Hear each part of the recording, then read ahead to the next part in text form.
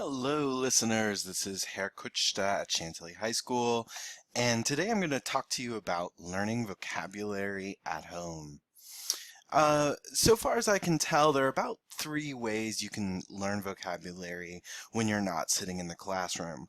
One way to learn it is to use the read, write, speak, sentence, quiz style of learning. Another tool is Quizlet, and finally, good old-fashioned flashcards. So first off, I want to tell you about the read, write, speak, sentence, quiz tool. And it works just the way it sounds. You read the words on your vocabulary 3 times, you write the words 3 times, you speak the words 3 times with their English translation, and you use the words in a sentence, and finally have someone quiz you. So here's what it looks like when you write it and you use it in a sentence. I've selected from this vocabulary list der Mann, and in the plural it's die Männer. Those two little dots, the umlauts, go over the A and you stick an ER on the end when it's in plural.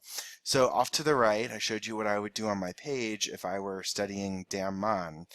I go ahead and write it at the top of this little section with the plural notation. That means the umlauts and the ER, and I write the English equivalent out next to it.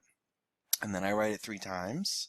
I write it again with the English equivalent, and then at the very bottom, I write the word in a sentence. Der Mann heißt Tom. The man's name is Tom. So I would do that for all of those words in my word list to study well before a quiz or a test.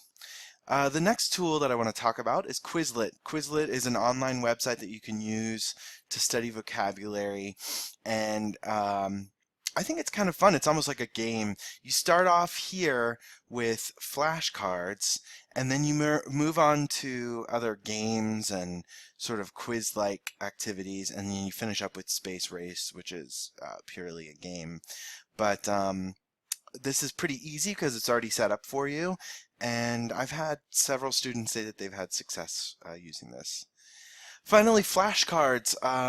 They're old as the hills, but they still work, and I've actually seen a student bring his grade up dramatically this last semester by making flashcards. So first, you're going to take the flashcard and label one side in English. Okay? Label the other side in the target language, and target language just means the language that you're learning, the language that is not your mother tongue. And be sure, especially in German, you've got to include the plural notation. So what does it look like in singular? Die Lampe. And what does it look like in plural? You're going to add an N to the end and make it Lampen.